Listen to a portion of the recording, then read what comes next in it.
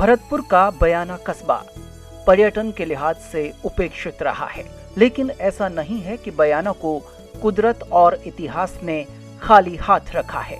अरावली की इन हरी भरी पहाड़ियों के बीच विजय मंदिर गढ़ एक ऐतिहासिक किला है।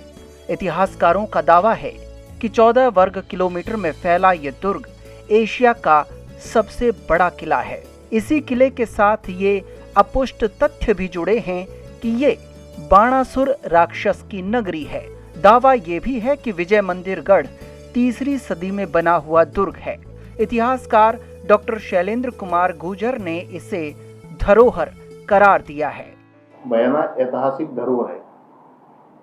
कहते हैं कि एशिया का नंबर 1 का किला है। ये 14.5 वर्ग किलोमीटर क्षेत्रफल में फैला हुआ है और विश्व का दूसरे नंबर का किला है।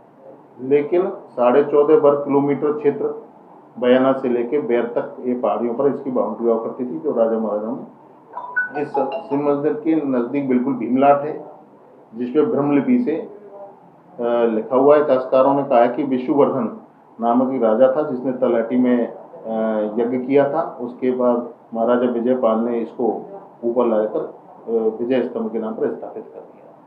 भीमलाट के बिल्कुल अपोजिट साइड में एक मुंडेरा सतफेरा है। उस मुंडेरा सतफेरा पर एक दीपक प्रज्वलित हुआ करता था, जो इस मुंडेरा सतफेरा से बिल्कुल तिम्मनगढ़ किले तक वो शांति का प्रतीक हुआ करता था। यदि दीपक जल रहा है तो बिल्कुल शांति है, अन्यथा दीपक नहीं जल रहा है तो कहीं ना कहीं युद्ध का प्रतीक हुआ करता था। जहां तक नजर जाती है, पहाड़ियों पर प्राचीरों के भग्न अवशेष नजर आते हैं। इन सुनसान ऐतिहासिक गलियारों में चहलकदमी करते हुए आपको एहसास होने लगता है कि आप द्वापर युग या फिर इतिहास के किसी कोने में पहुंच गए हैं। हैरानी की बात है कि पौराणिक महत्व के इस किले को पर्यटन केंद्र के तौर पर कभी प्रमोट नहीं किया गया।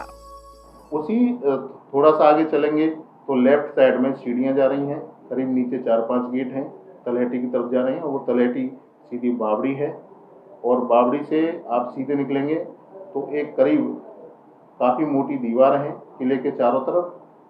वहाँ पर भी एक गेट है और बावड़ी है सबसे बड़ी।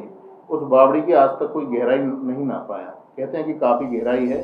कुल मिलाकर भरतपुर के बयाना कस्बे से वैर तक फैला ये विशाल विजय मंदिर गढ़ अपने अंक में इतिहास को समेटे हुए है।